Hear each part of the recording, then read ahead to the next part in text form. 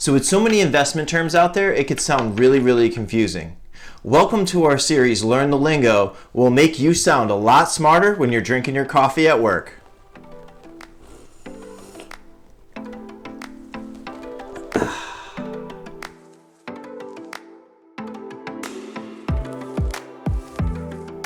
So this is the second video in the series, Learn the Lingo. I'll put a card at the end so that way you can check out the first video if you missed it. So in today's video, we're gonna be covering bull and bear markets, recessions and depressions. Let's go. So have you ever heard the word bull market and wonder, what does a farm animal have to do with investing? So bull market really refers to an uptrend in the stock market. Now, what does that have to really do with a bull? Well, a bull, when it attacks, it starts with its head low and tosses whatever it's attacking up into the air and raises its antlers. So hence the trajectory of whatever it's attacking, that's what happens. Funny story, I was in Costa Rica and one of my buddies ended up jumping in a ring with a bull and apparently got tossed in the air and it made national television. It was pretty hilarious. His name was Victor and we called him Victoro after that because toro in Spanish is bull. All right, side note, funny story. I'm just gonna drink coffee now. Okay, back to the video.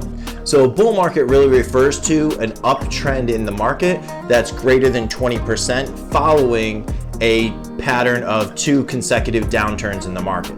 So the market has gone down a little bit and then recovers 20% and then continues on through it.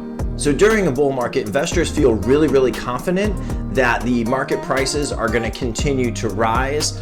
Productivity is good, unemployment is really low during this time, and investors have a lot more money to spend, so they're investing more, which is driving the supply down, and what that in turn drives the prices of everything up. So hence it keeps rising and rising and rising, and you have a bull market.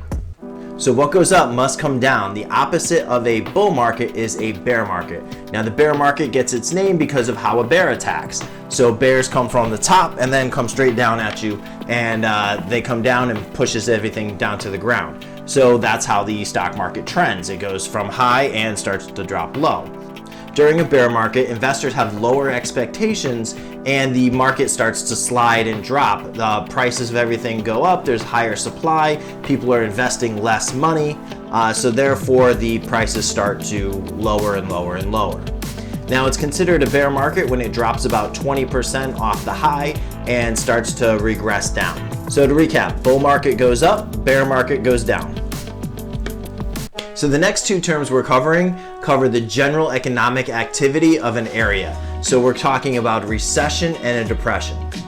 So now, what is a recession? A recession is when your buddy loses his job, and a depression is when you lose yours. More bad jokes. Sorry about that, guys. I apologize. Cheers to bad jokes. Okay, so a recession is when economic activity in an area is decreased by 2 quarters or more. And that is usually measured by what's called the GDP or gross domestic product. Basically, in simple terms, that's the economic goods that come out of an area. So when that's lower over 2 consecutive periods, that's what really triggers that recession.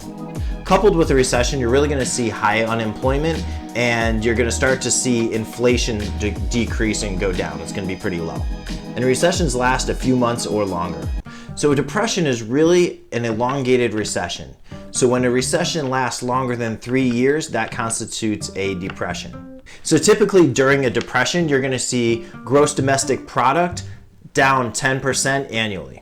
You're also gonna see really high unemployment, record low productivity. You're gonna see low global trade. They're usually coupled with bear markets, and you're gonna see a lot of bankruptcies. So that really covers our 4 terms for today. We had the bulls, which is going up, the bears, which is going down, recession's going down for a while, and depression really goes down. So I hope I didn't really depress you too much today, but it's really good to know those terms. It'll make you smarter when you're drinking your coffee. So that concludes our video today of bull and bear markets, recessions and depressions. Hopefully it wasn't too depressing of a topic for you, but if you missed the first video in the series, check it out up here, and down here is whatever YouTube decides to recommend to you. Thanks for watching, and I appreciate your guys' support. Take care.